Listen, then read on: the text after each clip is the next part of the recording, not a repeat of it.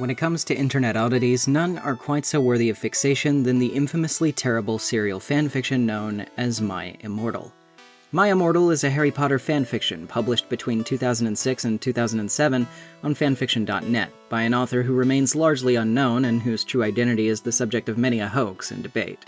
While she initially published the story under the username XXXBloodyWrists666XXX and self-identified as Tara Gillespie, no true consensus has been reached as to who exactly this person is. My Immortal is well known for its inscrutable and often nonsensical writing style, as well as its constant narrative digressions. The story focuses on a 17-year-old female vampire and student of Hogwarts School of Witchcraft and Wizardry named Ebony Darkness Dementia Raven Way, as well as her relationships with the various Harry Potter characters, notably her romantic interactions with series Bakugo Draco Malfoy. Despite its widely recognized reputation for being downright awful, the fic has gained infamy for its quality. Often it is championed as among the worst fanfiction ever written, having brought a light of shame to even the very idea of fanfiction as a tool of storytelling. However, something that may surprise you in light of all this is the noteworthy legacy the work has managed to produce. The fic has inspired more derivative works than one can feasibly count, including a YouTube live-action web series, and many people old and young view the fic with a sense of nostalgia for their adolescent fandom years or their tweenage scene phase. Snap and Lupin are gonna die. Maybe we should tell Professor Dumbledore, or tell an adult. Hermione, Snap and Lupin are professors. No one's gonna listen to us on this. Yeah, Hermione, remember when Umbridge mutilated Harry's arm? No one believed him about that. Diablo's right. We have to save sexy Draco ourselves. Right. Now where did Snap and Lupin take sexy Draco? I mean regular Draco. Draco. At one point, a young adult novelist named Rose Christo claimed to have been one of the two co-authors of My Immortal, but the hype she had drummed up around herself in her forthcoming tell-all memoir were subsequently dropped by the internet at large when controversy arose amidst factual errors in her accounts, leading to doubt over the authenticity of her claims. It's suspected by many that the fic is a hoax, or a satire of fanfiction. But the work that went into this thing and the prior online presence of its author that mysteriously dropped off after the fic went down suggests that it's just way too elaborate to effectively fake something like that. And to this very day, people still mull over those facts, discover the fic for the first time, and read it, despite knowing that, well, everybody says it sucks. So, why is that? I mean, sure. You could argue some might stumble upon My Immortal with little knowledge of what it actually is, but such incidents would have to be few and far between, so then what does that leave us with? Well, it means most people reading it to this day are doing so with the full knowledge that it's terrible, that it's poorly written, embarrassing schlock that barely even has a shred of coherency, so why willingly subject oneself to that? Why keep digging up and unearthing this travesty of modern fiction over and over again, like some kind of insatiable grave robber? What's the appeal? The appeal, dear viewer, is linked to irony, and it's exactly what we're here to discuss today.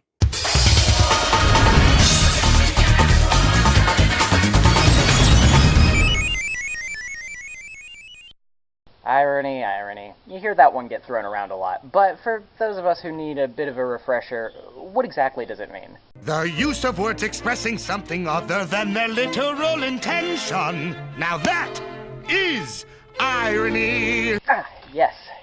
Thank you, Cartoon Robot Man. You are a national treasure. While that, of course, is the definition of irony as applied to its use in language, when it comes to enjoyment, it's easy to see how the concepts can carry over in some respect. Works are always made by an author, and those authors almost always have an implicit desire to convey something specific with their work, whether it be something as concrete as a message or as nebulous as a feeling. Regardless, a work almost always intends to convey something specifically, and to enjoy something ironically is to enjoy it in a way that you weren't necessarily intended to by its crafters. And that leads us to the swarm of people still reading and making derivative works based around My Immortal. It's undeniable that the story itself is, well, trash. It's pretty bad. It's pretty garbage. And it's difficult to deny that. But then that lack of quality and the amount of humor people can derive from that is what makes the story so strangely enduring. It's become like something of a fandom rite of passage. To read My Immortal is to look back on your own painfully embarrassing youth and be able to, in some manner, get a sense of satisfaction out of recognizing just how hilarious it was. Now, was Tara Gillespie a visionary determined to elicit this reaction in her readership? Well, No, most definitely not. Tara was likely simply a dumb teenager who liked Harry Potter and vampires and was a scene kid and wanted to write, albeit poorly, about all of these tastes amalgamated together. There's very little to it aside from that. That's why, in a sense, enjoying My Immortal for the reasons most do is an ironic enjoyment. It's in spite of the author's intentions, but not necessarily aligned with them. Often you hear people tout their ironic enjoyment of something as somewhat of a crutch for admitting sincere interest in a more embarrassing topic. But this strikes me as odd, perhaps from even both angles. Because, first of all, I think people should be honest about what they enjoy, regardless of what anyone else thinks, because, well, we're different people. We think different things are cool or stupid or whatever else. But second of all, is an ironic enjoyment any less sincere? The Room is a perfect example of this, I think, a true tour de force of what it means to be hated and loved at the same time. For those of you who've lived under a rock for the better part of a decade and still don't quite know what The Room is, here's a little history lesson to catch you up. The Room is a 2003 film aiming to be a romantic drama and failing miserably. It was written, directed, produced, and starred in by enigmatic man of mystery who may or may not actually be a human person, Tommy Wiseau. That's too bad. My Lisa's great when I can get it. Oh man, I just can't figure women out. And focuses on the melodrama arising in the lives of Johnny, a virtuous banker weirdo loved by all, and his deceptive fiancée Lisa, who decides for basically no reason to cheat on him with his conflicted best friend and confidant, Mark, played by Greg Sestero. The film is admittedly semi-autobiographical, which makes its very raw and unpalatably stupid narrative feel both cringeworthy and oddly confessional at the same time, especially given its skewed perspective in the direction of Wiseau's self-insert protagonist, and against its central villain, a woman who cheats on her man. In addition, a large chunk of the movie is dedicated to completely unrelated subplots, which do nothing and go nowhere, which have all become somewhat infamous in their own right. The Room has been consistently labeled one of the worst films ever made, with an assistant professor of film studies being the first to describe The Room as, quote, the Citizen Kane of bad movies. It was originally shown in limited run in some Californian theaters, but quickly became a cult film due to its bizarre story, technical and narrative flaws, and Wiseau's decidedly outlandish performance. You are lying. I never hit you. You are tearing me apart, Lisa! Why are you so hysterical? While Wiseau would later go on to retrospectively describe the movie as a black comedy, audiences and cast members alike corroborate the idea that the movie started off trying to be an earnestly made drama that just, well, sucks. The movie even has regular showings in many theaters worldwide, often as a monthly event. Fans dress up in costumes, throw spoons at the screen. When a bizarre, unexplained framed photo of a spoon appears in Johnny's living room, and even toss footballs to each other from across the room to reference the many superfluous scenes in which the characters do the same.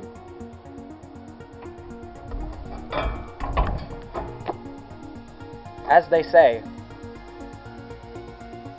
go ball.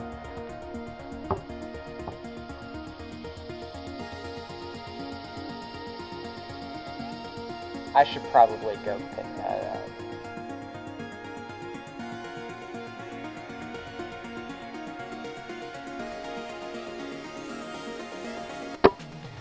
Oh, right, there's also this autobiographical book by Greg Sestero, the co-star of the movie, which details his experiences of working on it, and that itself was also turned into a film directed and starred in by James Franco. Imagine a movie so incomprehensible that you find yourself compelled to watch it over and over again. You become desperate to learn how, if on Earth, it was conceived, who made it, and for what purpose. For many, experiencing The Room is both wildly exhilarating and supremely dislocating. The film engenders an obsessive fascination, instantly luring you into its odd, convoluted world.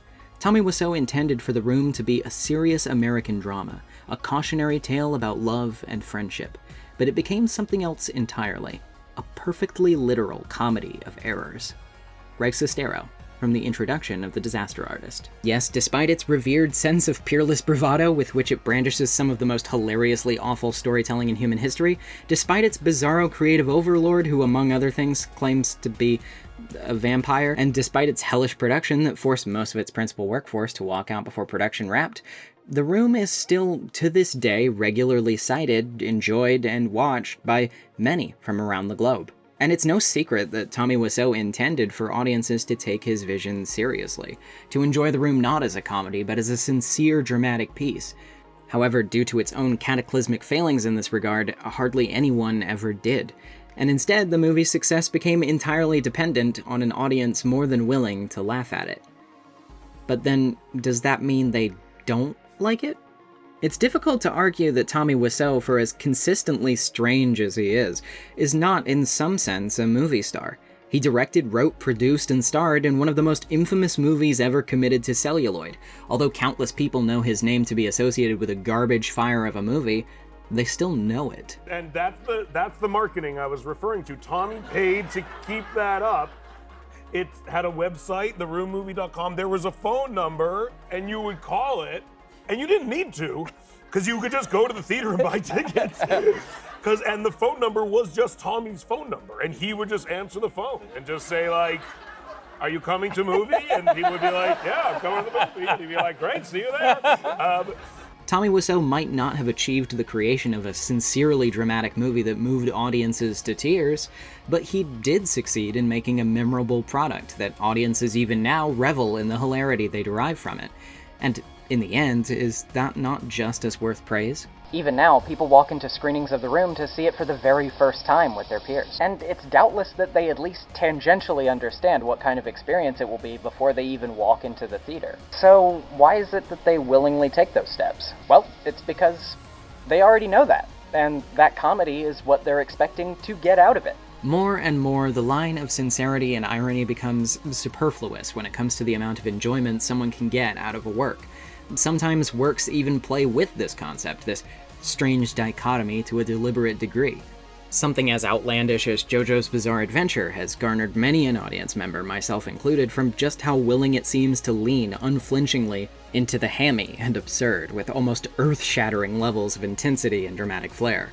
In episode 3 of the newest anime part, there's a part where Giorno turns a lamp into a snake that bites a piece of bread to pick up a lighter before someone else can see it.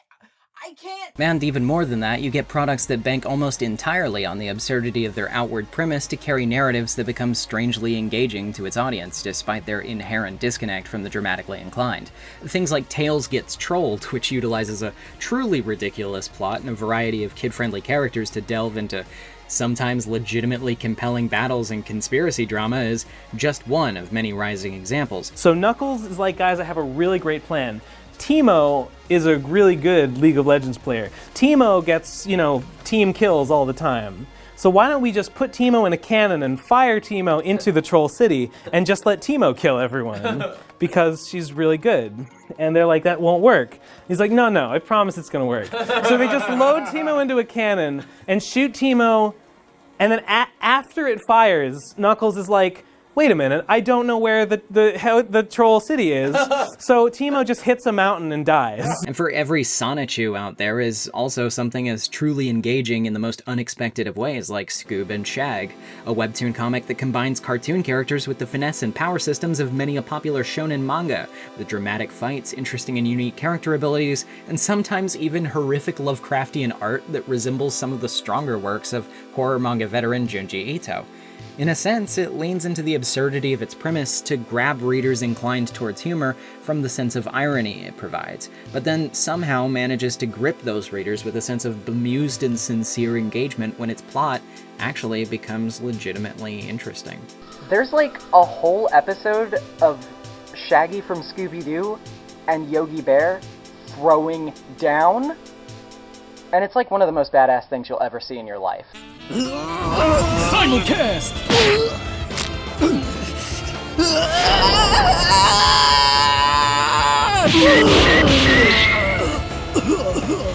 Of course I'll have your back, Yogi. What else are best buds for?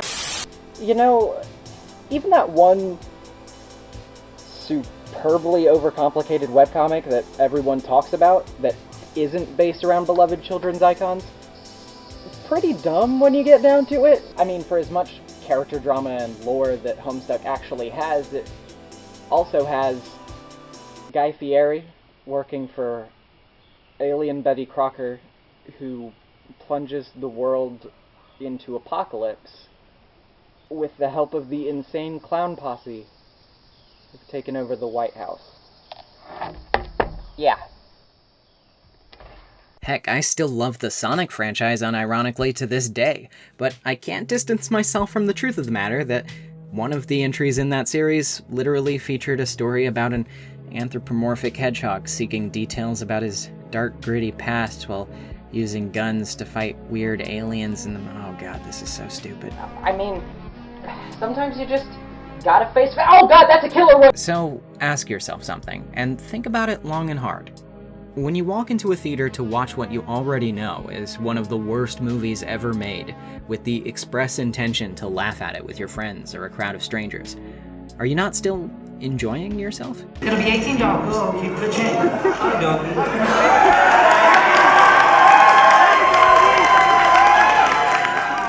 When you go online to read overly dramatic comics with silly premises that somehow manage to legitimately engage you despite their absurdities, are you not still engaged?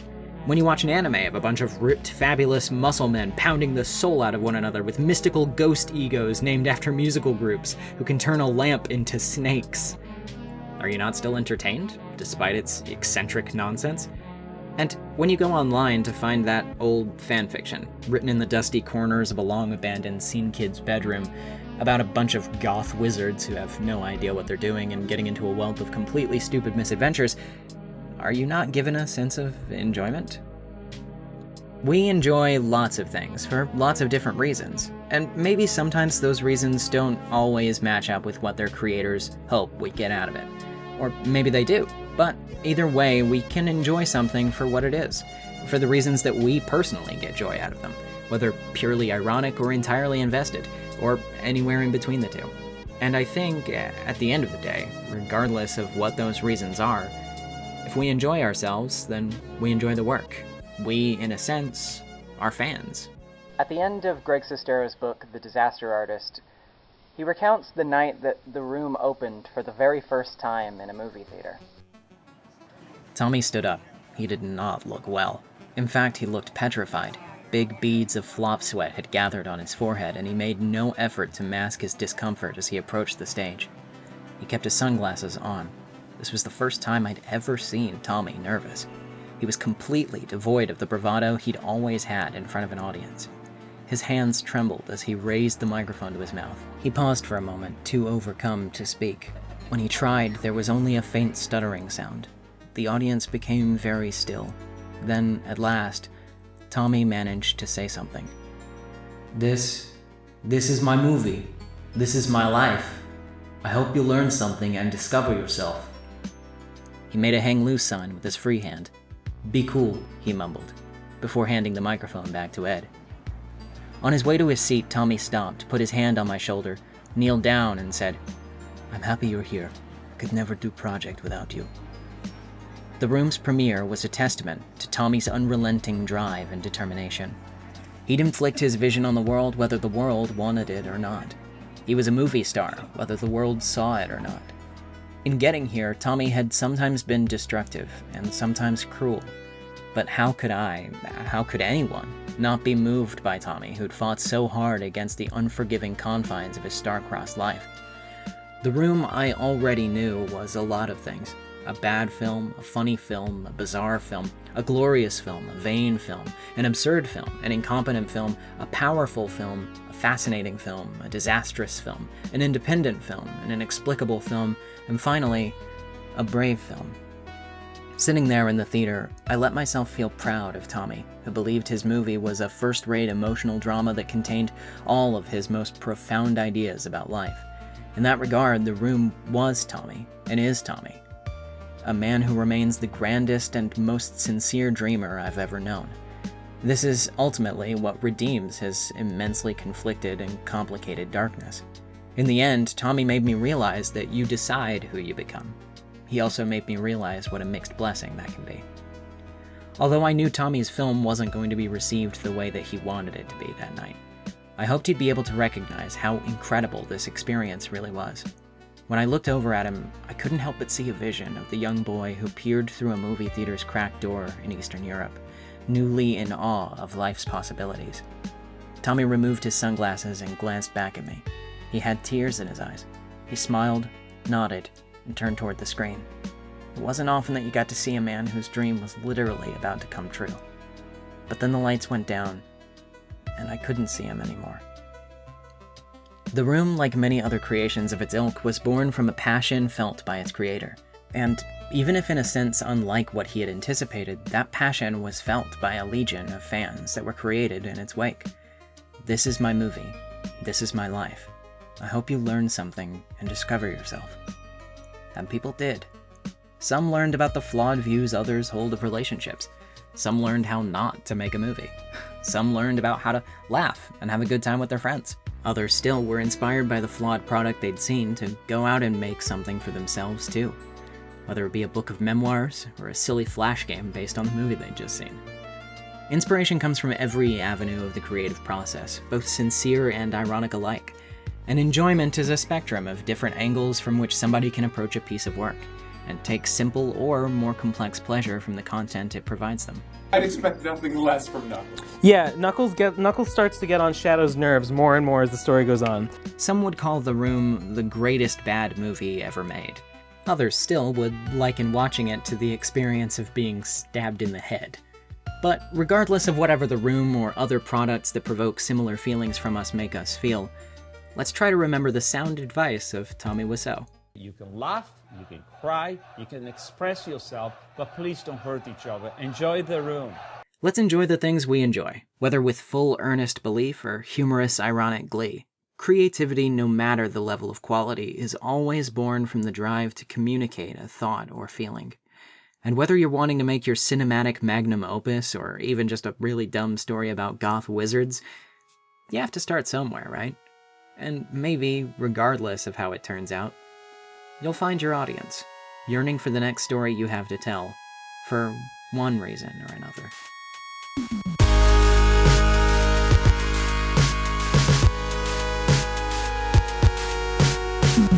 Hey everybody, thanks for tuning in to my video about all this stuff. I've been meaning to talk about something like this for a while because I think it to be a very interesting thing. As always, thank you to my subscribers for being so patient while I was working on this video. I honestly don't know what I would do without you guys being so understanding of the fact that I have to, take time to get this stuff together. As always, if you'd like to support my videos, a like and a comment goes a really long way to get the YouTube algorithm to think that I'm, worth something as a human being, so that would be very helpful if you wanted to do that. In addition, if you liked what you saw here and you want to see more of that stuff, I've got other videos, and you can subscribe if you haven't already to catch all of the stuff that I do. Of course, if you do that, you might want to hit the bell notification icon as well, because YouTube really sucks about telling you when your favorite content creators make more things. For those social media inclined, I have a Twitter over @NezumiVA.